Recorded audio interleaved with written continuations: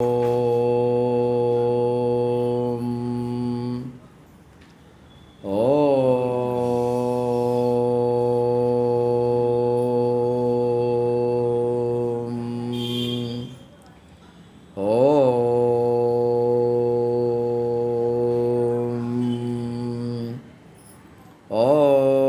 గురుర్బ్రహ్మా గురుర్విష్ణుః గురుర్దేవో మహేశ్వరः గురుః సాక్షాత్ పరబ్రహ్మ తస్మై శ్రీ గురవే నమః.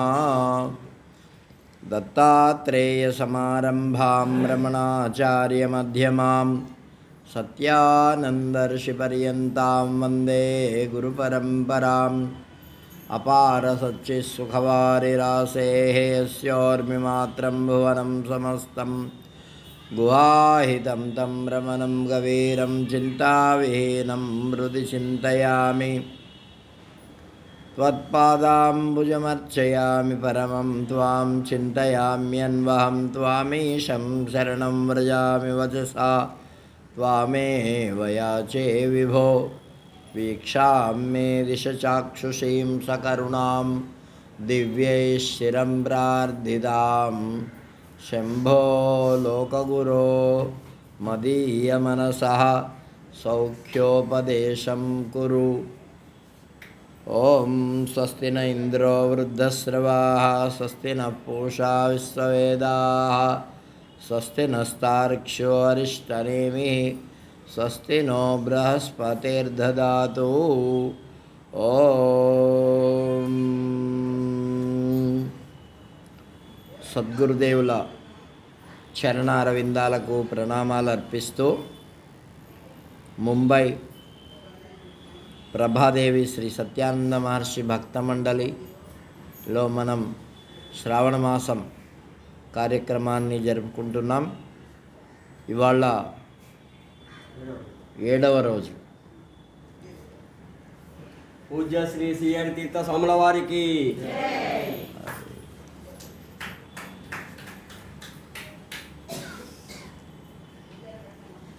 భగవద్ అనుగ్రహంతో మనం ముండకోపనిషత్తు గురించి తెలుసుకుంటున్నాం. ముండకోపనిషత్తులో 6వ శ్లోకం 6వ మంత్రం ఏం చెప్తున్నారంటే, అద్రేశ్యం అగ్రాహ్యం అగోత్రం అవర్ణం అచక్షుః స్తోత్రం తద్ అపానిపాదం. అది కంటికి కనిపించదట. అగ్రాహ్యం ఒక వస్తువులాగా మనం పట్టుకోవడానికి వీలు కాదట. అగోత్రం దానికి గోత్రం లేదు. ఇప్పుడు మనందరికీ గోత్రాలు ఉన్నాయా లేవా? ఎక్కడి నుంచి వచ్చినాయి అవి? మన తాతలు ముత్తాతలు వాళ్ళు అట్లా వచ్చినాయి. అంటే మనకు ఒకరు ఉన్నారు గొప్పవాళ్ళు. అట్లాగే మరి దానికి ఎవరు ఉన్నారు అంటే దానికి ఎవరు లేరు. ఇప్పుడు ఒకసారి ఒక చర్చ వచ్చింది. శివుని దగ్గరికి వెళ్ళి మీ గోత్రం ఏంటి అని అడిగారట. శివుని దగ్గరికి మీ గోత్రం ఏంటి? మాకు బ్రహ్మదేవుడు బ్రహ్మ అని చెప్పాడు. మరి ఆయన గోత్రం ఏమిటి అంటే విష్ణు అని చెప్పాడు. ఆయన గోత్రం ఏమిటి? మళ్ళీ శివుడు అని చెప్పాడు. ఇంకా అంతకంటే మార్గం లేదు. ఏమి వాళ్ళకు అట్లా వాళ్ళ గోత్రము అంతే. అగోత్రం దానికి గోత్రం లేదు. అంటే దానికి పుట్టుక స్థానం ఉంటే కదా. ఎవరి ద్వారానన్నా ఈ ఋషి ఇప్పుడు భరద్వాజ గోత్రం ఉంది, గార్గ్య గోత్రం ఉంది, శాండిల్య గోత్రం ఉంది, ఇట్లా ఎన్నో రకాలైనటువంటి మహర్షుల యొక్క గోత్రం ఉంది. గోత్రం లేనటువంటి వాళ్లకు, గోత్రం తెలియనటువంటి వాళ్లకు కాశ్యపస గోత్రము అని చెప్పుకుంటారు. ఎందుకంటే ఈ సమస్త భూమండలంలో ఉండేటటువంటి సమస్త పదార్థాలు ఎవరి వల్ల వచ్చాయి? కాశ్యపస అంటే కశ్యప మహర్షి వల్లనే వచ్చినాయి. ఇటు దేవతలు పుట్టడం కానీ, రాక్షసులు పుట్టడం కానీ అందరూ కూడా కశ్యపుడే వాళ్ళకు తండ్రి. దేవతలకు కూడా తండ్రి కశ్యపుడే. ఇటు దితి అదితి వాళ్ళు ఉన్నారు కదా, వాళ్ళిద్దరికీ కశ్యపుడే. మరి కాబట్టి ఆ విధంగా వాళ్ళందరికీ గోత్రాలు ఉన్నాయి, మనకు కూడా గోత్రాలు ఉన్నాయి. ఆది ప్రారంభం ఇప్పుడు కాబట్టి ఇట్లా మహర్షుల యొక్క వశిష్ఠ గోత్రం అంటారు, భరద్వాజ గోత్రం అంటారు, ఇట్లా ఎన్నో రకాలైనటువంటి గోత్రాలు. అంటే వాళ్ళ వంశంలో ఎవరైతే గొప్పగా ఉన్నారో వాళ్ళ పేరుతో మనం ఆ గోత్రాలని చెప్పుకుంటాం కదా. కాబట్టి మరి ఆ పరబ్రహ్మానికి గోత్రం ఏమున్నది? ఏమీ గోత్రం లేదు. అవర్ణం, ఏ రంగు లేదు దానికి. ఉన్నదా రంగు ఏమన్నా? నిన్న కూడా మనం అనుకున్నాం, దూదికి ఏ రంగు లేదు. అట్లా అచక్షు, ఈ కన్ను కూడా దాన్ని చూడలేం మనం, ఏమిటి. తర్వాత శ్రోత్రం, అది చెవి ద్వారా వినబడదు. వినబడుతుందా ఎక్కడన్నా? ఎక్కడ వినబడదు. మరి అపానిపాదం, దానికి కాళ్ళు లేవు, చేతులు లేవు, ఏమి అటువంటిది. మరి ఇది అవిద్య విద్య విభాగంతో కూడి ఉన్నది. అవిద్య అంటే కర్మేంద్రియాలు, మరి విద్య అంటే జ్ఞానేంద్రియాలు. శంకరాచార్యుల వారు కూడా ఈ పరమాత్మ తత్వంలో ఈ విషయాన్ని చెప్పాడు. కాబట్టి అయితే ఈ విద్య అనేది, జ్ఞానం అనేది ఒక వస్తువు ఉంటే పనిచేస్తుందా? మరి ఏముండాలా? కర్మేంద్రియాలు కూడా ఉండాలా. కర్మేంద్రియాలు ఉన్నప్పుడే పనిచేస్తుంది. ఇప్పుడు మనకు తెలుసు, కానీ పాత్రలు లేవు. ఏమన్నా అన్నం వండుతామా? వండగలమా? ఉండలేము. ఏమి. కాబట్టి కర్మేంద్రియాలు ఉండాలా, జ్ఞానేంద్రియాలు ఉండాలా, అప్పుడే ఏదన్నా పని అవుతుంది. కాబట్టి అంతఃకరణం శుద్ధం కావాలంటే ఈ కర్మేంద్రియాల ద్వారా, జ్ఞానేంద్రియాల ద్వారా ఆలోచించి కర్మేంద్రియాల ద్వారా చేసేటటువంటి దాన్ని నిష్కామంగా చెయ్యాలి. అప్పుడు మన యొక్క అంతఃకరణం నిష్కామం. అంటే ఈ మన మనస్సులో అంతఃకరణంలో ఏ విధమైనటువంటి కోరిక ఉండకుండా చేస్తే అప్పుడు మన మనస్సు అంతఃకరణం శుద్ధమవుతుంది. కాబట్టి నతస్య కశ్చిత్ జనతా నచాధిప సా బాహ్యాభ్యంతరోహ్యజ. అది బాహ్యము ఆభ్యంతరము, లోపల వెలుపల కూడా అజహ, పుట్టుక లేనటువంటిది. దాన్ని చెప్పారు. నవర్ణ విద్యతే, దానికి ఏ విధమైనటువంటి రంగు కూడా లేదు. అవర్ణ. ఇంకా వర్ణం అంటే ఏం చెప్పారంటే మనకు పెద్దవాళ్ళు ఒక నానుడి చెప్పారు. గంగాయాం ఘోష అంటే గంగలో ఒక కుటియా ఉన్నదంట. అంటే కుటియా అంటే గుడిసె. గంగలో గుడిసె ఉంటే ఉంటుందా అది? మరి ఎక్కడ ఉండాలా? ఒడ్డు మీద ఉండాలి కదా. అంటే ఒడ్డు మీద ఉన్నది అని చెప్పడానికి గంగాయాం ఘోష అంటే ఆ గంగలో ఉన్నది అంటే గంగా ఒడ్డు మీద ఉన్నది అని అర్థం. దాన్ని లక్షణం, అటువంటి లక్షణాన్ని మనం తెలుసుకోవాలి. దానికి అట్లాగే ఆ గుణం, ఏ గుణము దానికి లేదు. అయితే అది ఎక్కడ ఉంటుందయ్యా అంటే శరీరాన్ని ఆశ్రయించి ఉంటుంది. అర్థమైందా? అది శరీరాన్ని ఆశ్రయించి ఉన్నప్పుడు మాత్రమే మనకు తెలుస్తుంది. లేకపోతే అది ఉన్నది అనేటటువంటి స్ఫురణ కూడా ఎవరికి తెలియదు. లక్షణత్వాద్ వస్తు కల్పిత మరి లక్షణాలు తెలియాలి అంటే, దాని యొక్క లక్షణం తెలియాలంటే దానికి ఏముండాలి? శరీరం ఉండాలి కదా. అంటే ప్రాణం ఉన్నదా లేదా అంటే ఏంది, ఎట్లా తెలుస్తుంది? ఎట్లా తెలుస్తుంది? ఒక శరీరం ఉంటే, అది ఆడుతూ ఉంటే, కదులుతూ ఉంటే, చూస్తూ ఉంటే, నడుస్తూ ఉంటే అది ప్రాణం ఉన్నట్టు లెక్క. లేకపోతే జడమైనటువంటి పదార్థము అంటే మనకేమి అది ఉన్నట్టు తెలీదు, లేనట్టు తెలీదు. కాబట్టి అది లక్షణత్వాత్ కల్పిత ఇది. అయితే ఈ శరీరములన్నీ మనకు తెలుస్తున్నాయి. ఈ శరీరంలో జీవాత్మ పరమాత్మ ఉన్నది అని తెలుస్తున్నది అంటే ఈ శరీరములన్నీ ఏమిటి? ఎప్పుడు ఉండేవా ఇవి? ఈ కల్పితములు. ఎప్పుడు ఉండేవి కాదు. అది దీనికి చెప్పబోయేది. అది మాత్రం లోపల ఉండేది మాత్రం ఎప్పుడు ఉండేది అది. కాబట్టి దాన్ని గురించి ఎత్ర వర్ణాన విద్యంతే, అది వర్ణము లేనటువంటిది, అక్షరమైనటువంటిది. అచక్షు, దానికి కళ్ళు లేవు. తర్వాత శ్రోత్రం, ఈ చెవులు కూడా లేవు. చెవులు ఎవరికి ఉన్నాయి? అయితే అది ఎట్లా వింటుంది? అది వినదు. ఏమి అయితే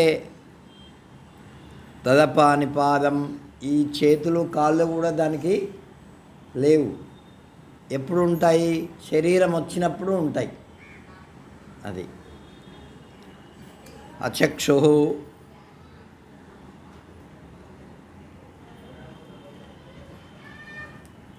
అంటే ఈ చెవి ద్వారా మనకు శబ్దం యొక్క జ్ఞానం కలుగుతుంది కదా.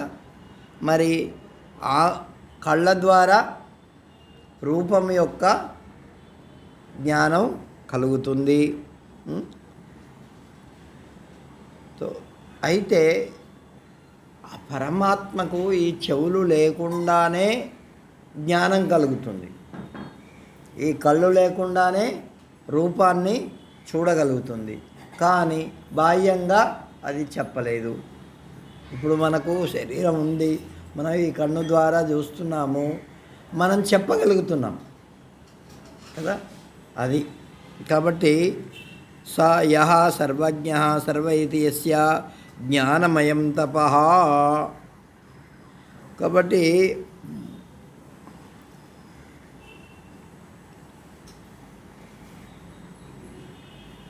తదపానిపాదం పశ్యంత్యచక్షుః స శృణోత్యకర్ణః. అది కన్ను లేకుండానే చూడగలదు, మరి చెవి లేకుండానే వినగలదు. కానీ మనం మాత్రం వినలేము. దానికి చెప్పినటువంటి పగువిను చెలై సునై విను కానా కారవినవు తులసీదాసు రాశాడు. దీన్ని ఏం రాశాడు? ఈ పగువిను చెలై సునై విను కానా కరవిను करमु करई विधि नाना आनन रहित सकल रस भोगी बिनु बानी भगता बड़ जोगी. అంటే ఏం చెప్తున్నాడంటే హిందీ వచ్చినటువంటి వాళ్ళకి అర్థమైపోతుంది ఇది. పగువిను, పాదాలు లేకుండానే చెలై నడుస్తుంది. ఇది అవధి భాష కదా. సునై విను కానా, ఈ చెవులు లేకుండానే వింటుంది. కరువిను కరము కరై విధి నానా, అనేక విధములైనటువంటి పనులను చేస్తుంది చేతులు లేకుండానే. కానీ ఆనను రహితు సకల రసభోగి, ముఖం లేకుండానే అన్ని రసములను ఆస్వాదిస్తుందట. ఏమి అంటే నోరుంటేనే ఇప్పుడు చూడండి, ఇది మనం కొద్దిగా మనం ఇక్కడ విచారణ చేయాలి. మనం నోట్లో వేసుకుంటే అనేక విధములైనటువంటి షడ్రుచులు మనకు తెలుస్తాయి. అది తెలుసుకునేది ఎవరు చెప్పండి?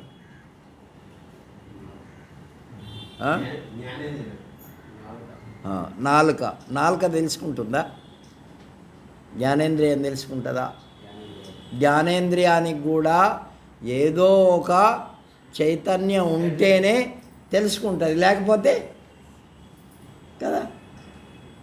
అర్థమైందా? అర్థం కాలే. అంటే ఈ జ్ఞానేంద్రియము నాలుక ఏమి కదా. అయితే ఈ జ్ఞానేంద్రియానికి ఏదో ఒక చైతన్యము ఉంటేనే ఆ రుచిని తెలుసుకుంటుంది, లేకపోతే అదే కదా. అది ఇప్పుడు అక్కడ పడినటువంటి శవం ఉన్నదనుకో, దానికి నాలుకేమో ఉన్నది, దానికి ఆ రుచిని తీపో చేదో పుల్లదో ఏదో ఒకటి పెడతాము, అది తెలుసుకుంటుందా? మరి ఎవరు తెలుసుకుంటున్నారు ఇప్పుడు?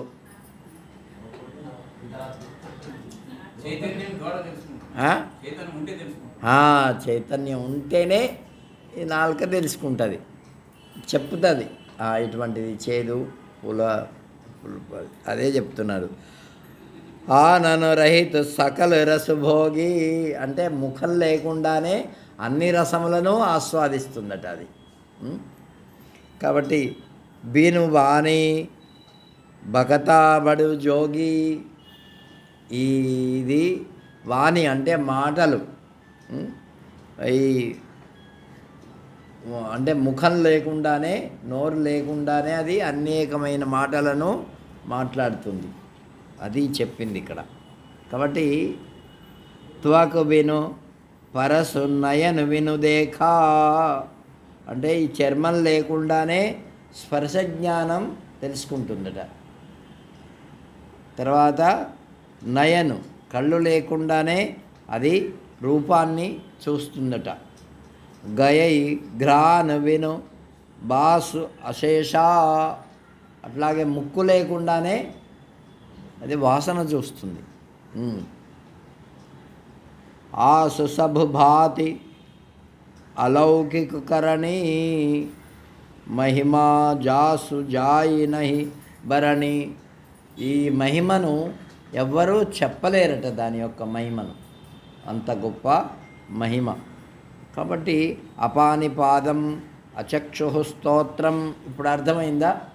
కళ్ళు లేకుండానే చూస్తుంది, పాదాలు లేకుండానే నడుస్తుంది, మరి చెవులు లేకుండానే వింటుంది, ఈ చేతులు లేకుండానే అన్నింటినీ చేస్తుంది. ఇప్పుడు అర్థమైందా? కాబట్టి అటువంటిది ఈ దీని యొక్క తత్వం. మరి పాదాలతో ఇప్పుడు కృష్ణుడు ఎక్కడో ద్వారకలో ఉన్నాడు, ద్రౌపదికి ఇక్కడ ఎక్కడ హస్తినాపురంలో సంకటం వచ్చింది. మరి అక్కడి నుంచి ఆయన రావాలంటే ఎంత టైం పడుతుంది? మరి ఇక్కడ అంత టైం ఉందా? కానీ ఆయన వస్త్రం ఇచ్చాడు అక్కడి నుంచి. ఏమి ఇబ్బంది కలగకుండా. కాబట్టి అది ఎట్లా ఇచ్చాడు?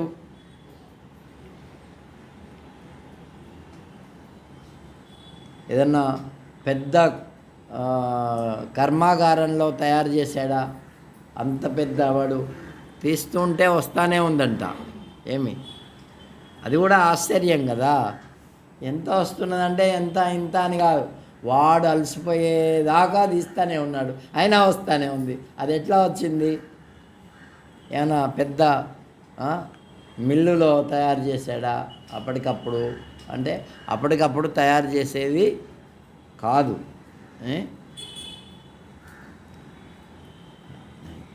అంటే భగవాన్ వస్త్రావతారువా అంటే వస్త్రం యొక్క అవతారం ఆయన ధరించాడన్నమాట.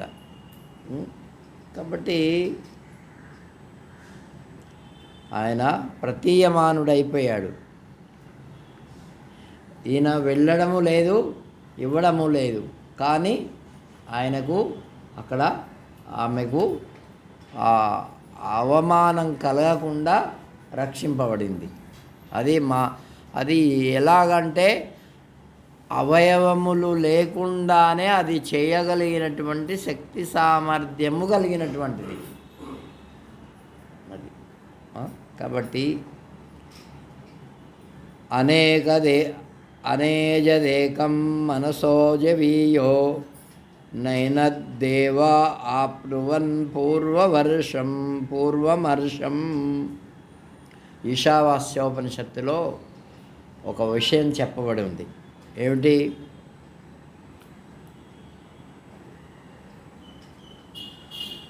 ఏ దేవత కూడా దాన్ని పట్టుకోలేదు. దేన్ని? ఇప్పుడు కరెంటుని ఎవరన్నా పట్టుకుంటారా? తీగని పట్టుకోవచ్చు, తీగని పట్టుకోవచ్చు, ఎవరైనా పట్టుకోవచ్చు, కానీ లోపల ఉండేటటువంటి ఆ చైతన్యాన్ని ఎవరు పట్టుకోలేరు. అట్లాగే మనలో ఉండేటటువంటి చైతన్యమును ఎవ్వరూ పట్టుకోలేరు. పోతూ ఉంటే మరి ఎవరికి కనిపించింది? కేవలం సావిత్రికి కనిపించింది, ఇంకెవరు కనిపించింది? ఎవరు చూడలే. ఆయన వచ్చినప్పుడు యమధర్మరాజు వచ్చి పట్టుకొని పోతుంటే ఆమె చూసింది. అంటే ఆమె తపశ్శక్తి చేత దాన్ని దర్శించింది. ఇంకా మళ్ళీ ఎవరు చూడలేదు. కాబట్టి సర్వేంద్రియ గుణాభాసం సర్వేంద్రియ వివర్జితం అసక్తం సర్వభృచ్చైవ నిర్గుణం గుణభోక్తృచ. ఇది భగవద్గీతలో చెప్పినటువంటి శ్లోకం. ఇది ఏమిటి? సర్వేంద్రియ గుణాభాసం. ఇప్పుడు మనకి ఇంద్రియాలు ఉన్నాయి. ఎన్ని ఉన్నాయి? 10 ఉన్నాయి కదా. కర్మేంద్రియాలు 5, జ్ఞానేంద్రియాలు 5. అవి గుణాభాసం అంటే ఆయా పనులు చేసేటటువంటి ఏ అవయవములు అయితే ఉన్నాయో అవి పని చేస్తుంటే ఆ పరమాత్మ ఉన్నాడు, ఆ చైతన్యం ఉన్నది అనేటటువంటి స్ఫురణ కలుగుతుంది మనకు. ఏమిటి? లేకపోతే ఈ ఇంద్రియాలయందు ఏదైతే ప్రకాశం ఉన్నదో ఆ ప్రకాశము పనిచేస్తే, అంటే ఈ ఇంద్రియాలు పనిచేస్తే సర్వేంద్రియ గుణాభాసం. ఇప్పుడు కన్ను ఉన్నది, దానికి చూసేది విషయం. చెవు ఉన్నది, వినేది విషయం. ముక్కున్నది, వాసన చూసేది విషయం. ఈ చర్మం ఉన్నది, స్పర్శ తెలుసుకునేది దానికి విషయం. నాలుక ఉన్నది, దానికి రుచి చూసేది విషయం.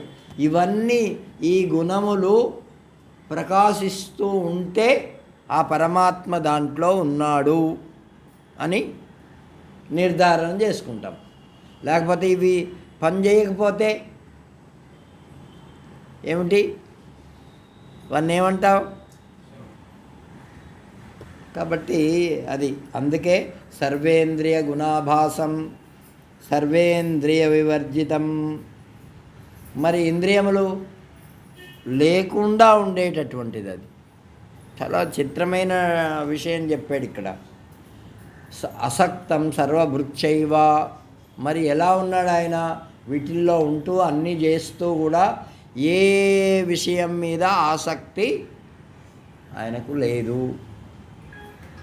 మనకు ఒక మంచి లడ్డు తిన్నామంటే దాని మీద ఆసక్తి, అది మంచి మళ్ళీ తినాలా కదా, వస్తుందా రాదా? చాలా బాగుంది, దాని మీద ఆ రుచి మీద మనకు ఒక ఆసక్తి ఏర్పడింది. మరి ఆ చైతన్యానికి అటువంటి ఆసక్తి లేదు. అది ప్రకాశింపజేస్తుంది అంతే. కానీ ఎట్లాగా అంటే మన ఈ శరీరంలో సూర్యుడు ఉన్నాడు. ఆయన సాక్షి మాత్రమే. మనం ఏం చేసినా ఆయన వెలుతురులో డబ్బులు సంపాదించవచ్చు, మిషన్ కుట్టచ్చు, అన్నం తినొచ్చు, ఇతరులను ఉపకారం చేయొచ్చు, లేకపోతే వాళ్ళని మోసం కూడా చేయొచ్చు, ఏమన్నా చేయొచ్చు. కానీ ఆయనకేమైనా సంబంధమా? ఏ విధమైన సంబంధము లేదు. అట్లాగే మన శరీరంలో ఉండేటటువంటి చైతన్యము కూడా దేనికి సంబంధము అంటే మన ఇంద్రియాలతో ఏ విధమైనటువంటి సంగమును పెట్టుకోదు. అది నీ ఇష్టం. అంటే జీవభావంతో ఉండేటటువంటి వాడికి ఆ విషయాలు, అందుకే దేనికి అది పట్టుబడదు. ఏమి చేత్తో తాకుదామన్నా పట్టుబడదు, కంటితో చూద్దామన్నా చూడబడదు, మరి వాసన చూద్దామన్నా వాసన చూడబడదు, నడుస్తామంటే అది నడవబడదు. ఎందుకంటే అంతటా ఉన్నది అది. అసక్తం. ఇది అక్కడ ఉండేటటువంటి గొప్ప విషయం. దేని యందు తగులుకోదది. మనం ఏం చేస్తాం? మంచి రూపాన్ని చూస్తే అరే మళ్ళీ చూడాలరా. ఒక ఆయన చెప్పాడు నాకు, ఈ చాందిని పిక్చర్ వచ్చింది ఒకటి, తెలుసా మీకు? చాందిని తెలుసా? ఎప్పుడైనా చూసారా మీరు? అది ఒక ఆయన 360 సార్లు చూశాడట. ఆయన చెప్పాడు. ఎందుకు చూశాడు అంటే ఈ కన్ను చూడాలనేటటువంటి ఆసక్తి. చాందిని ఒక షోలే తెలుసా మీకు? షోలే చూసారా ఎవరన్నా? అది ఒక ఆయన చెప్పాడు 700 సార్లు చూశాడట. ఒక ఆయన చెప్పాడు. అంటే అట్లా దాని మీద ఆసక్తి. అది చాలా రోజులైంది రండి, ఇప్పటిది కాదు, చాలా పాత పిక్చర్ అది. తెలీదు నాకు ఎప్పుడో వచ్చిందో. నేను కూడా చూసిన షోలే. నిజం చెప్తున్నా, మొట్టమొదటి పిక్చర్ ఏం చూశానంటే జీవన తరంగాలు. మంచి పిక్చరు. మొట్టమొదటి నేను చూసా. అంటే నాకు ఈ పిక్చర్లు ఉంటాయి, ఇవి చూడాలా అనేటటువంటిది తెలియదు, కానీ అప్పుడు చూసా. చాలా చిన్నప్పుడు, నేను 6 సంవత్సరాలు 7 సంవత్సరాలు ఉన్నప్పుడు చూసా. కాబట్టి ఒక్కొక్కరి ఆసక్తి, చూసే ఆసక్తి అలా ఉంటుంది. తినే ఆసక్తి కూడా మరి దాని మీద ఎప్పుడైతే ఆసక్తి ఉందో నువ్వు పట్టుబడ్డావు అన్నమాట. ఏంటి? కట్టబడ్డావు, బంధింపబడ్డావు. ఆసక్తి ఎప్పుడైతే ఉండదో మనం బంధింపబడం. ఇప్పుడు అమెరికాలో కూతురో కోడలో ఎవరో ఒకరు ఉన్నారనుకో, ఆమె డెలివరీకి ఉంది, ఏదైనా పని ఉంది అక్కడ, ఏదైనా ఇల్లు కట్టుకున్నారు, లేకపోతే ఏదన్నా, అరే మా వాళ్ళు ఇట్లా ఇల్లు కొన్నారట, ఏమి ఇంట్లోకి వెళ్తున్నారట, గృహప్రవేశం మనం తెలిసింది, వెళ్ళాల. ఇదేంటి? దీన్ని ఏమంటారు? మన వాళ్ళు అనేటటువంటి ఆసక్తి. ఎప్పుడైతే ఆ భావం వచ్చిందో అప్పుడు ఆసక్తి వచ్చింది. ఆసక్తి వల్ల మనం అక్కడికి వెళ్ళాలనేటటువంటి భావం మనకు వచ్చి మనం కట్టుబడ్డామా లేదా? అక్కడ బంధింపబడ్డాం కదా.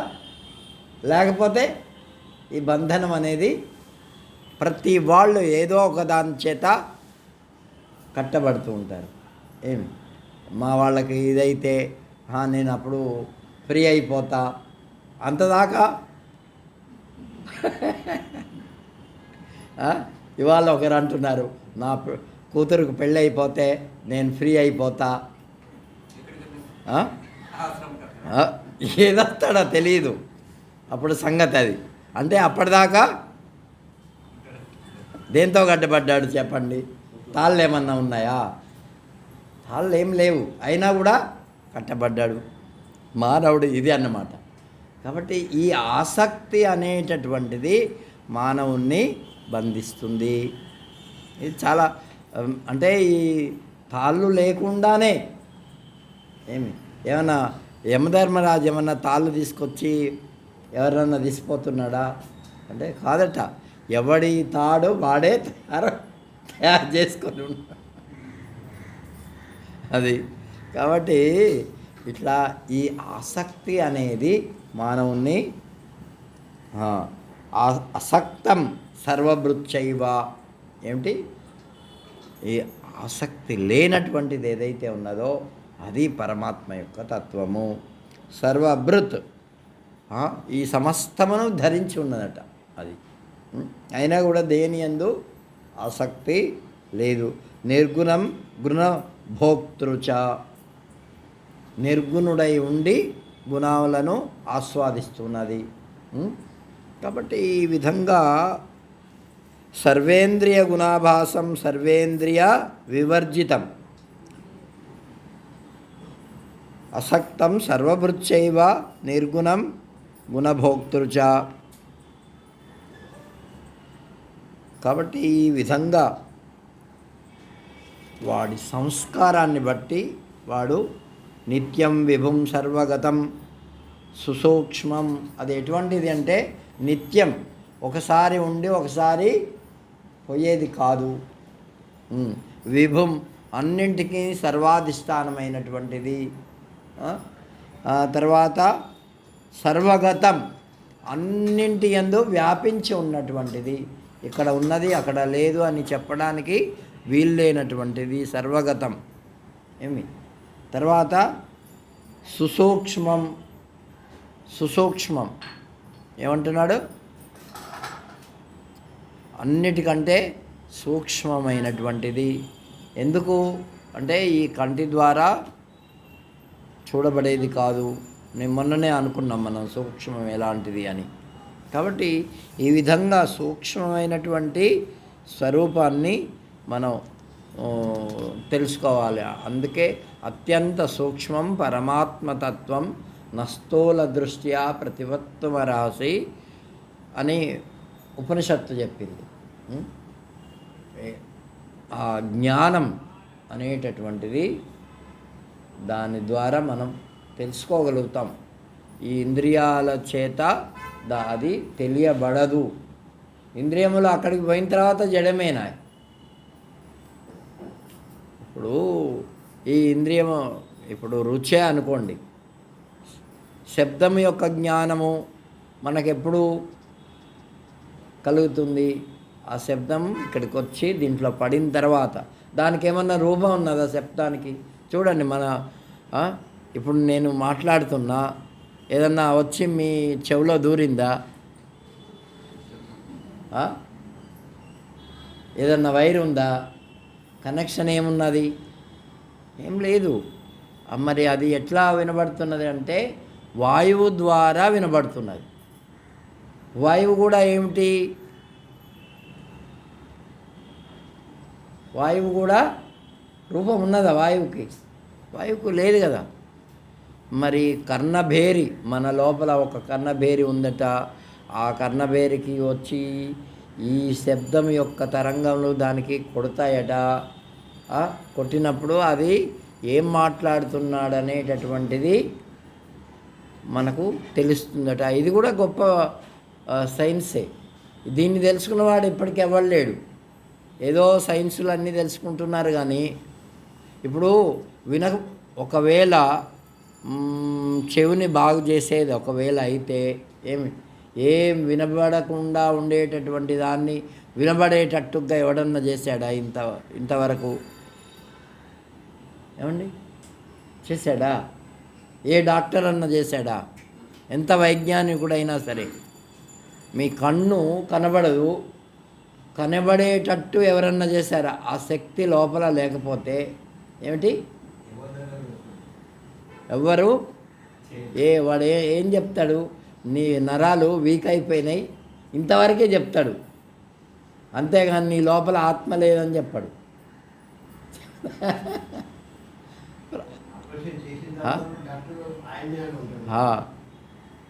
కాబట్టి ఈ విధంగా అది దాన్ని ఎవరు అంటే ఈ శబ్దం మనకు లోపల వచ్చి చేరిన తర్వాత పలాని విషయం చెప్తున్నదని మనకు తెలుస్తుంది. ఆ తెలుసుకునేవాడు ఎవడు అంటే ఎవరో ఎప్పుడన్నా చూసారా మీరు? అయితే వింటున్నారు, ఈ ఇంద్రియం ద్వారా మంచి మంచి సంగీతం వింటున్నారు, ఎంతో ఆనందపడుతున్నారు. కానీ ఈ ఆనందం ఈ చెవి ఉన్నంత వరకు కాదు, నీకు ఆ జ్ఞానం ఉన్నంత వరకే. ఏమి చెవి కూడా వినబడేంత వరకే, అది కూడా మళ్ళీ ఒకవేళ అది ఒక శాశ్వతంగా ఉన్నట్లయితే ఏమిటి మనకు వినబడేది, ఒకసారి వినబడకుండా ఒకసారి వినబడేటట్టుగా ఎట్లా ఉన్నది అంటే ఈ శరీరం యొక్క ఇంద్రియం యొక్క పటుత్వము అంతవరకే ఉన్నది కదా. ఈ శరీరం యొక్క పటుత్వం ఉన్నంత వరకు భౌతికమైనటువంటి విషయాలన్నీ వింటాం మనం, లేకపోతే వినలేము. అట్లాగే జీర్ణించుకునేటటువంటి శక్తి ఉన్నంత వరకు ఈ రసనేంద్రియము అంటే జిహ్వ తింటుంది, లేకపోతే తినాలనిపిస్తుంది కానీ ఏమవుతుంది, మనం తినం, ఏంటి అక్కడ నిరోధిస్తాం దాన్ని. ఎందుకంటే నాకు ఈ పదార్థం అరగదు కదా, ఆపేస్తావా లేదా? ఎందుకు? ఆ జ్ఞానం కూడా మనకు ఉన్నది. కాబట్టి ఇట్లా ఈ ఇంద్రియముల ద్వారా దీనికి చెప్పబోయే సారాంశం ఏమిటంటే ఈ ఇంద్రియముల ద్వారా నువ్వు అనుభవించేటటువంటిది, దాంట్లో వచ్చేటటువంటి ఆనందము శాశ్వతము కాదు. ఇది ఎప్పుడైనా నశించేదే. శాశ్వతము ఏమిటి అంటే ఆ ఇంద్రియముల ద్వారా నువ్వు అనుభవించేటటువంటి విషయమునందు ఏ ఆసక్తి ఉన్నదో, ఆసక్తి ద్వారా వింటున్నావో ఆ ఆసక్తిని తెలుసుకునేటటువంటిది నీలో ఒక చైతన్యం ఉన్నది. ఆ చైతన్యము ద్వారా నువ్వు ఈ విషయములను అనుభవిస్తున్నావు, దాంట్లో ఆనందం ఉన్నది అనుకుంటున్నావు.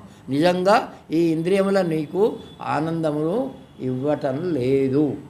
ఏది ఇస్తున్నది? ఆ చైతన్యమే ఇస్తున్నది.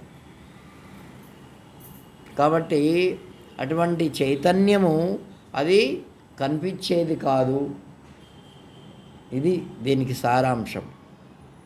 కాబట్టి ఇంకా ఏం చెప్తున్నారంటే నిత్యం విభుం సర్వగతం సుసూక్ష్మం. ఇంక మరొక మాట, అది నిత్యమైనటువంటిది, ఎప్పుడూ ఉండేది.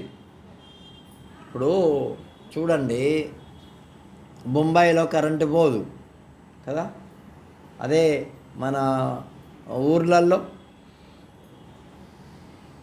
తీగలేమో ఉంటాయి, కరెంటు పోతుంది.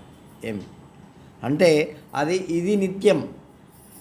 ఇక్కడ ఉండే అది కూడా నిత్యమే, కానీ ఏమిటి దానికి?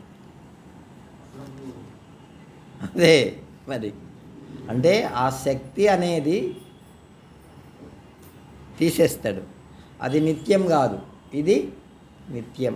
తర్వాత విభుం, అన్నింటినీ కంట్రోల్ చేసేటటువంటిది.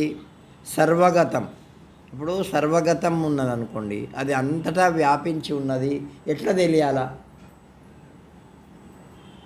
ఇప్పుడు మీ శరీరమే అనుకోండి, మీ శరీరం మీద, శరీరం అంతా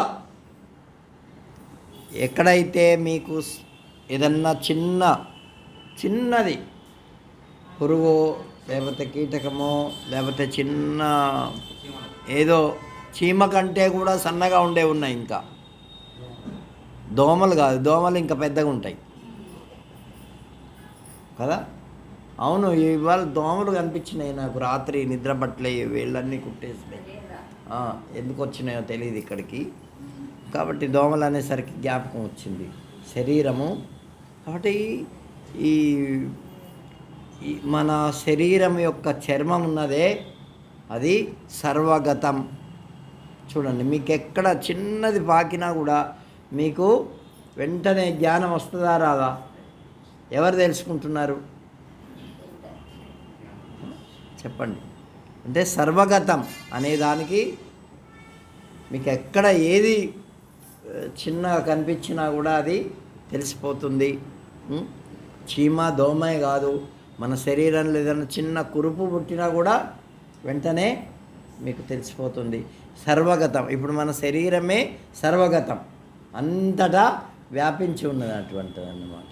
కాబట్టి అంటే ఇంత పెద్ద విజ్ఞానాన్ని ఈ శరీరంలో ఈ చర్మం ద్వారా పెట్టాడు మనకు. ఏమి కదండి, ఎంత పెద్ద విజ్ఞానం ఇది, చిన్నది. ఆఖరికి ఎక్కడన్నా సరే కాలి బొటన వేలి దగ్గర నుంచి ఏంటి ఈ తల వరకు ఆఖరకు వెంట్రుకల్లో కూడా మనకు స్పర్శ జ్ఞానం ఉంది లేదా? మిమ్మల్ని తాకాల్సిన అవసరం లేదు. ఈ వెంట్రుకని ఇలా అంటే కూడా మీకు స్పర్శ జ్ఞానం కలుగుతుంది. అంటే అంత సర్వగతం కదా, అది అంతటా వ్యాపించి ఉన్నది కదా. అది ఎట్లా తెలుస్తుంది మనకి? ఎవరు తెలుసుకుంటున్నారు? మరి అంతటా ఉన్నట్టేగా ఆయన, లేని చోట ఎక్కడ? అదే చెప్పాడు ప్రహ్లాదుడు కూడా, ఎందెందు వెదగి చూచినా అందందే గలడు దానవాగ్రని వింటే ఇందుగలడందు లేడను సందేహము వలదు చక్రి సర్వోపగతుండు ఎందెందు వెతకి చూచినా అందందే కలడు. ఇట్లా మన శరీరమే దానికి ప్రమాణం, వేరే ప్రమాణం అవసరం లేదు. ఇక్కడ అక్కడ అక్కడ దాంట్లో కూడా ఏదో స్పర్శజ్ఞానం తప్పకుండా ఉన్నది. ఆ స్పర్శజ్ఞానం ఉన్నది అంటే దాంట్లో చైతన్యం ఉంటేనే తెలుసుకుంటున్నాం. దీంట్లో చైతన్యం ఉంటేనే కదా స్పర్శజ్ఞానం, లేకపోతే అవునా? అవునా? కాబట్టి అట్లా చైతన్య జ్ఞానం అది సర్వగతం. తర్వాత సుసూక్ష్మం, చాలా సూక్ష్మమైనటువంటిది. అంటే ఈ కంటికి కనిపించేది ఎట్లాగైతే గాలి కనిపించదో, ఆకాశం కనిపించదో, దానికంటే సూక్ష్మం మన మనస్సు. ఏమిటి మన మనస్సు ఎవరికన్నా కనిపించిందా? ఎవరికి కనిపించలే. ఏమి మరి దానికంటే సూక్ష్మమైంది మన బుద్ధి, దానికంటే సూక్ష్మమైంది పరమాత్మతత్వం, అహం అని పెద్దవాళ్ళు చెప్పినారు. కాబట్టి మరి నిత్యం అనేదాన్ని దేనికి చెప్తారు అంటే ఎప్పుడు ఉండేది, పరిచ్ఛిన్నం, అపరిచ్ఛిన్నం. అది అపరిచ్ఛిన్నం అంటే దానికి మధ్య మధ్య గ్యాపులు ఏం లేవు. మన శరీరానికి ఈ చర్మానికి ఎక్కడన్నా గ్యాప్ ఉన్నదా? ఏమండి, ఇక్కడ తగిలితే ఇక్కడ స్పర్శ జ్ఞానం ఉండదు, ఇక్కడ ఉంటుంది అనేదన్నా ఉన్నదా? ప్రతి చోట ఉంది జ్ఞానం. ఏంటి కాబట్టి అటువంటిది నిత్యం. కాబట్టి ఈ విధంగా నిత్యం విభుం సర్వ కల్విదం బ్రహ్మ, ఇదంతా కూడా అందుకే చెప్పారు ఏమిటంటే కల్విదం, ఈ ప్రపంచంలో ఉండేదంతా కూడా పరబ్రహ్మతత్వమే, దానికి లేనటువంటిది ఏమీ లేదు. అదృశ్యం, అగ్రాహ్యం, నిత్యం, విభుం, ఇవన్నీ పరమాత్మ యొక్క లక్షణాలు.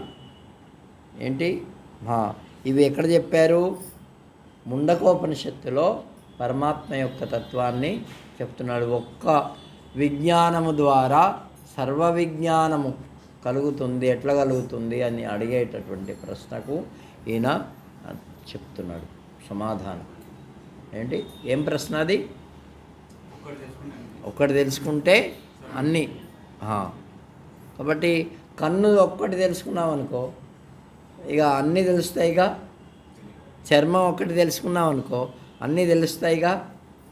అది అశరీరం శరీరేషు అనవస్థేష్వస్థితం మహాంతం విభుమాత్మానం మత్వా ధీరో న శోచతి. కఠోపనిషత్తులో చెప్పారు ఏమిటి? అశరీరం శరీరేషు, ఈ శరీరముల యందు అశరీరంగా ఉంటుందట ఆ తత్వం. అంటే శరీరం ఉండదు దానికి. శరీరం ఉన్నా కూడా ఏమిటి, శరీరం లేకుండా ఉంటుంది. ఏమి అనవస్థాశ్వస్థితం, అవస్థలు అంటే జాగ్రత్త, స్వప్న, సుషుప్తి. ఏమిటి, 3 అవస్థలు ఉన్నాయి. ఏంటి, జాగ్రత్త అంటే మెలకొని ఉండడం, ఇక స్వప్నం అంటే స్వప్నం వచ్చినప్పుడు, తర్వాత సుషుప్తి అంటే గాఢమైనటువంటి నిద్ర.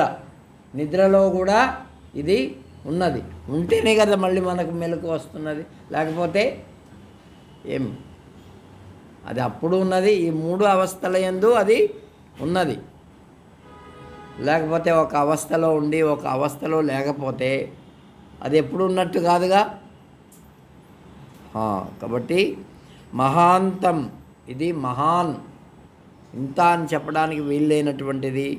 విభుం ఆత్మానం మత్వా, తను అటువంటి పరబ్రహ్మను అనుకొని ఈ శరీరం పోయినా కూడా వాడు నశోచతి, దుఃఖమును పొందడు. మనకు దుఃఖం ఎప్పుడు వస్తున్నది, ఎప్పుడు వస్తున్నది అబ్బా? ఎప్పుడు పోయింది? పోయిన తర్వాత ఏం దుఃఖం ఉంది? వేరేళ్ళు పోతే, మనకు ఇష్టమైంది మనకు దగ్గర నుంచి పోతే కదా, మన ఇష్టమైంది మనకు రాకపోతే, ఏమి, మనం ఏదైతే కోరితే అది రాకపోతే కదా. అంటే ఒక వస్తు పరిచ్ఛిన్నమును మనం తెలుసుకుంటున్నాం అన్నమాట. ఏమిటి, ఒక వస్తువు, ఈ వస్తువు ఇప్పుడు 1 కేజీ బంగారం కోరుకున్నాం అనుకో, ఏమి, అప్పుడు వస్తుందా? అది ఉంది అక్కడ, ఇది ఇక్కడ ఉన్నా కూడా అది నీది, మళ్ళీ నాది, 2. ఇది పరాయి వాళ్ళది. వాళ్ళది అన్నా కూడా మనకు అసూయ. అది నాది అంటే గర్వం. ఇప్పుడు ఒక్క వస్తువు చేత ఎన్ని భావములు కలుగుతున్నాయి చూడండి. ఇదంతా ఎక్కడ కలుగుతున్నది? మనస్సులో కలుగుతున్నది. మనస్సులో కలుగుతున్నదని ఎవరు తెలుసుకుంటున్నారు?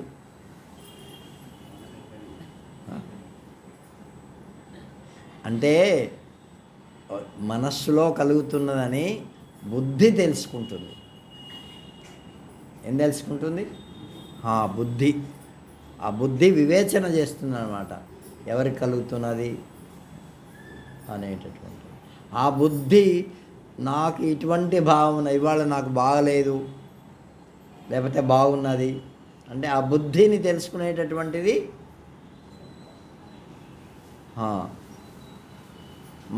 మనం అంతా విచారించడం లేదు కదా ఏదన్నా చేసేటప్పుడు. కాబట్టి ఒక వస్తువు అది పరిచ్ఛిన్నం, బంగారం, దాన్ని తెలుసుకుని ఇది బంగారము అంటే ఎప్పుడు దీనికి అత్యంత విలువైనటువంటిది అని ఎప్పుడైతే ఆలోచిస్తావో ఏమిటి, అప్పుడు నీకు అది నాది లేకపోతే పరాయి వాళ్ళది అట్లా ఎప్పుడైతే విచ్ఛిన్నం ఇది జరుగుతుందో అప్పుడు దాని మీద సుఖం కానీ దుఃఖం కానీ మన మనస్సులో కలుగుతుంది. మనదైతే సంతోషం, మనది అనుకున్నంత మాత్రం చేతనే. అది వచ్చి నీ లోపల పడలేదు, జ్ఞాపకం పెట్టు. ఏమండి, పడ్డదా? అనుకున్నంత మాత్రం చేతనే. నువ్వు ఎక్కడ అనుకుంటున్నావు? మనస్సులో అనుకుంటున్నావు కదా.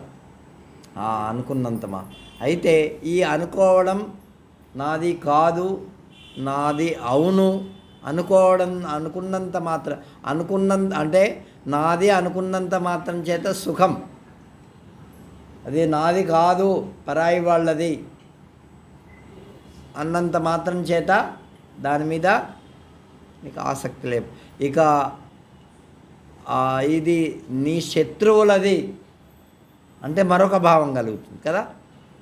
అంతేకాదు, ఇప్పుడు అది దాని చేత నిన్ను ఇబ్బంది పెడతారు అనుకుంటే అప్పుడేం జరుగుతుంది? ఆ బంగారం నీది అన్నప్పుడు సుఖమిచ్చిందే, నిన్ను ఇబ్బంది పెడతారు అన్నప్పుడు దుఃఖం కలుగు కదా. అంటే ఒక వస్తువు ద్వారానే నీ యొక్క మనస్సులో సుఖ దుఃఖములు కలుగుతున్నాయన్నమాట కదండి. అవునా? అంటే ఈ భౌతికమైనటువంటి పదార్థముల యొక్క సంయోగము చేత ఒకప్పుడు సుఖం కలుగుతుంది, ఒకప్పుడు దుఃఖం కలుగుతుంది. నిజంగా ఎవరికి కలుగుతుంది అంటే నీకు మనస్సు ఉన్నంత వరకే. మనస్సు లేకపోతే, దాని మీద ఆసక్తి లేదనుకో, ఏమీ కలగదు. మనస్సు ఉన్నది అందుకని. అందుకే మనో అననుకూల వేదనీయం దుఃఖం, మనోనుకూల వేదనీయం సుఖం. మనస్సుకు ఇష్టమైంది వస్తువు దొరికితే, ఇష్టమైన వ్యక్తులు కనిపిస్తే, ఇష్టమైనటువంటి వాళ్ళు ఉంటే, ఇష్టమైనటువంటి పదార్థములు లభిస్తే సుఖము అనుకుంటాం. మన మనస్సుకు ఇష్టంగానటువంటి వ్యక్తులు కనిపించినా, పదార్థములు కనిపించినా, ఇష్టంగానటువంటి సంఘటనలు ఎదురైనా మనకేమొస్తుంది? అంతే. అంటే ఇది ఎక్కడ జరుగుతున్నది అంటే పదార్థమునందు లేదు, అది మన మనస్సునందు. నువ్వు అనుకుంటున్నావు, అట్లా అనుకున్నంత మాత్రం చేతనే దుఃఖం వస్తున్నది. కాబట్టి అట్లా కాకుండా ఎవరైతే ఆత్మయందు వాడు అట్లా భావించడో వాడికి సుఖమే నశోచతి, అటువంటి వాడు దుఃఖమును పొందడు. ఇంకా ఏం చెప్తున్నాడంటే దీనికి మరొక గొప్పదైనటువంటి విషయం. దేవం భూత్వా దేవం యజేత్ నిత్యం విభుం సర్వగతం సుసూక్ష్మం తదవ్యయం యద్ భాతను యోనిం పరిపశ్యంతి ధీరాః. పరిపశ్యంతి ధీరాః, ధీరులైనటువంటి వాళ్ళు అంటే ఈ నిత్యానిత్య వివేకము తెలిసి ఉన్నటువంటి వాళ్ళు ఏమిటంటే ధీరులు. అంటే ఇటువంటి సుఖ దుఃఖములను వాళ్ళు పొందరు. ఎటువంటి సుఖ దుఃఖము? ఒక వస్తువు వల్ల వచ్చేటటువంటి సుఖ దుఃఖమును వాళ్ళు పొందరు. అది కాబట్టి ఈ విధంగా మరి ఇహ చేదవేది అథ సత్యమస్తి నచేదిహావేది మహతీ వినష్టి అని ఒక సూక్తి, ఒక ఉపనిషత్తులో చెప్పబడింది. ఏమిటి? వాడు ఇట్లా తెలుసుకోకపోతే, అంటే ఈ పదార్థం ద్వారా నేను ఇది ఇట్లా ఎప్పుడు ఉండేటటువంటి వాడిని అనేటటువంటిది తెలుసుకోలేకపోతే వాడికి మహతీ వినష్టి, ఎంతో నష్టం కలుగుతుందట. ఒకవేళ తెలుసుకుంటే సత్యాన్ని వాడు తెలుసుకున్నటువంటి వాడు అవుతాడు. సత్యమస్తి, ఇది సత్యము అని తెలుసుకుంటే వాడికి నష్టం లేదు. తెలుసుకోకపోతే నష్టం. ఎందుకు నష్టం అంటే ఈ తెలుసుకునేటటువంటి ఈ శరీరం ఉన్నదే, ఏంటి, ఈ శరీరము పోతుంది, ఇంకా మళ్ళీ తెలుసుకోవడానికి అవకాశం లేదు పోయిన తర్వాత. కాబట్టి ఇటువంటి శరీరము వినాశము పొందితే తెలుసుకునేటటువంటి అవకాశం పోతుంది కదా, అందుకని నష్టం అది. కాబట్టి ఈ విధంగా మనకు చెప్పినారు. ఇంకా ఏం చెప్తున్నారంటే దీంట్లో చాలా విషయాలు, అంటే చెప్పిన దాన్నే మళ్ళీ మళ్ళీ చెప్తున్నారు. ఎందుకు అంటే మనకు దృఢపడడానికి. ఇంకా మరి ఇదంతా సృష్టి ఎలా వచ్చిందయ్యా? కిం ఉత్థితః శిరః కస్మిన్ శిరాః యత్ర యత్ర మనోయాతి తత్ర తత్ర సమాధయః. మరి ఎలా అనుకోవాలి నువ్వు? ఎలా ఉండాలి? నీ మనస్సు ఎక్కడెక్కడికి వెళ్తుందో అక్కడక్కడ ఆ చైతన్య పరమాత్మను ధ్యానం చెయ్యాలా. అట్లా చేసినట్లయితే నీకు వస్తు దృష్టి కలగదు. ఏంటి వస్తు దృష్టి కలిగితే దుఃఖం తప్పదు. మరి వస్తు దృష్టి కలగకుండా ఎప్పుడైతే నువ్వు ఉంటావో అప్పుడు నీకు ఆనందం కలుగుతుంది, ఈ వస్తు దృష్టి లేకుండా. కాబట్టి ఎత్ర ఎత్ర మనోయాతి, నీ మనస్సు ఎక్కడెక్కడికి వెళ్తుందో అక్కడక్కడ భగవంతుని ఆ చైతన్యాన్ని స్మరణ చేసుకోవాలి. అది పరితః పశ్యంతి ఇది, పరిపశ్యంతి, పశ్యంతి అంటే చూడడం, పరిపశ్యంతి అంటే చక్కగా చూడడం. ఏమి ఇప్పుడు మనం ఏదో కొనడానికి పోతాము, లేకపోతే షాపులకి పోతాము, ఆ షాపుల ముందు ఎన్నో వస్తువులు పెడతారు, అవన్నిటిని చూస్తాము మనం, చూడం కదా. ఏ వస్తువు అయితే మనకు కావాలో దాన్ని బాగా పరిశీలించి చూస్తాం, అట్లా చూడడం అన్నమాట. ఈ పరిపశ్యంతి అంటే జ్ఞానం కలిగినటువంటి వాళ్ళు అలా ఈ లోకాన్ని పరిపశ్యంతి, అలా చూస్తారు. ఇప్పుడు మనకు ఒక కుండ కావాలనుకో, దాని దగ్గరికి వెళ్తాం, ఎన్నో కుండలు ఉంటాయి అక్కడ, ఏ సైజులో ఏది కావాలో దాన్నే మనం తీస్తాం. తీసిన తర్వాత ఏం చేస్తాం, ఏం చేస్తారు కుండలు కొనేవాళ్ళు? అవ్వంటుంది, కొడుతుంది, దాన్ని కొట్టాల. ఏం కొట్టాలా? అది ఓటి కుండదా మంచి కుండదా? ఓటి కుండ అయితే శబ్దం వేరే వస్తుంది, మంచి కుండ అయితే అంటే మనం ఈ ఓటి కుండను మంచి కుండను శబ్దం ద్వారా గ్రహిస్తున్నాం. అర్థమైందా? అవునా? అంటే అది ఎవరు గ్రహిస్తున్నారు చెప్పండి ఇప్పుడు? లోపటంట ఎవరు గ్రహిస్తున్నారు? బుద్ధి. కాబట్టి ఇది అంటే ఆ శబ్దమును బట్టి మనకు ఇది ఓటి కుండ, ఇది మంచి కుండ అని అర్థమవుతున్నది. ఏమి ఆ జ్ఞానం ఎక్కడి నుంచి వచ్చింది మనకు? ఎవరుంటే తెలుసుకుంటున్నారు? ఏదో ఒక శక్తి, దివ్యమైనటువంటి శక్తి ఉంటేనే తెలుసుకుంటున్నాం, లేకపోతే అది. కాబట్టి అటువంటిది పరిపశ్యంతి, దాన్ని ఏమంటారు? పరిపశ్యంతి అనే శబ్దానికి అట్లా కొట్టి చూసేటటువంటి ఏ జ్ఞానం అయితే ఉన్నదో, ఏమిటి ఇప్పుడు బంగారం కొంటే దాన్ని ఏం చేస్తారు? ఇది నిజమైందా లేకపోతే నకిలీదా అంటే ఏం చేస్తారు దానికి? దాంట్లో అదేదో వేస్తారు కదా, ఆగరమా దాన్ని ఏమంటారు?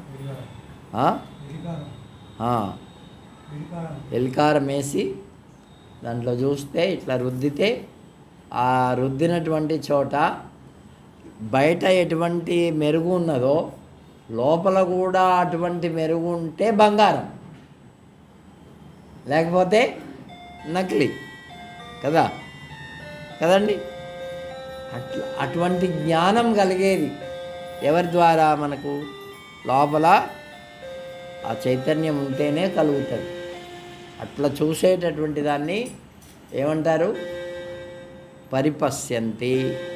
అట్లా ఆత్మజ్ఞానము అనేటటువంటి దాని ద్వారా ఆ పరమాత్మను అలా తెలుసుకుంటే నీకు దుఃఖం ఉండదు. ఇప్పుడు ఓటికుండ అయితే దుఃఖమే, అదే నకిలీ బంగారం అయితే నీకు దుఃఖమే. అరే ఇంత డబ్బు పెట్టి తెచ్చుకున్నామని. కాబట్టి ఏ ఇంద్రియముల యొక్క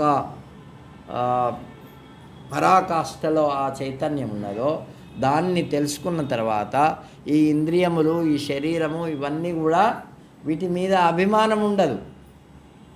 అర్థమైందా ఇప్పుడు? అంటే నేను అది అనుకుంటాడు, అప్పుడు ఈ శరీరం ఏమైనా కూడా నీకు ఇబ్బంది లేదు. అదే శరీరం ఇప్పుడు పోయిందనుకో, అందరు ఏడుస్తారు కదా. ఎందుకు ఏడుస్తున్నారు అంటే నేను శరీరము అని అనుకుంటున్నాడు కాబట్టి. దీన్ని ఏమంటారు? అజ్ఞానము అంటారు. దాన్ని అట్లా పరిపశ్యంతి, అలా చూసేదాన్ని విజ్ఞానము అంటారు, అనుభవ జ్ఞానం. అటువంటి జ్ఞానం మనకు కలగాలి. అది ఎప్పుడూ ఉండాలి, ఒకసారి ఉండి ఒకసారి పోవడం కాదు. ఏమిటి, తెల్లారి లేచినా పడుకున్నా నిద్రపోయినా ఎప్పుడో అటువంటి జ్ఞానం ఉండాలి. మనకేమిటి, ఇప్పుడు విన్నాము, మనం గడప దాటగానే ఎటో బాయ్ మాయా ఆవరించేస్తాయి. అట్లా ఉండకూడదట. అది జ్ఞానం. అటువంటి జ్ఞానం ద్వారా మనకేం కలుగుతుంది? ఏ స్వామి ఏదో చెప్తున్నాడు, మేము ఏదో వింటున్నాం అంటే ఆత్మ గురించి ఇలా పరిశీలన చేసేటటువంటి వాళ్ళకు కొంత, అంటే ఈ కథలు అవన్నీ ఉన్నాయనుకో, అవి ఒక ఆనందాన్ని ఇస్తాయి. ఇది విచారణాత్మకమైనటువంటి జ్ఞానం. కాబట్టి ఇది ఒక రకం. కాబట్టి రేపు మనం తెలుసుకోబోతున్నాం. ఇవాళ తెలుసుకుందామని అనుకున్నాం, కానీ మళ్ళీ ఇవన్నీ తెలుసుకునేసరికి టైం అయిపోయింది. రేపు ఏం చెప్తున్నాడంటే, ఈ సమస్త ప్రపంచం, మరి అటువంటి వాడు కదా, ఈ సమస్త ప్రపంచం ఎట్లా ఉత్పత్తి అయింది ఏంటి, అటువంటి వాడు కదా, అటువంటిది అది ఒకటే ఉంటే సరిపోతుంది కదా, మళ్ళీ ఇదంతా ఎందుకు వచ్చింది, ఎందుకు రావాల్సి వచ్చింది అని ప్రశ్న. కాబట్టి దానికి సమాధానం రేపు తెలుసుకుందాం. ఓం శ్రీరామ జయ రామ జయ జయ రామ. శ్రీరామ జయ రామ జయ జయ రామ. శ్రీరామ జయ రామ జయ జయ రామ. శ్రీరామ జయ రామ జయ జయ రామ. శ్రీరామ జయ రామ జయ జయ రామ.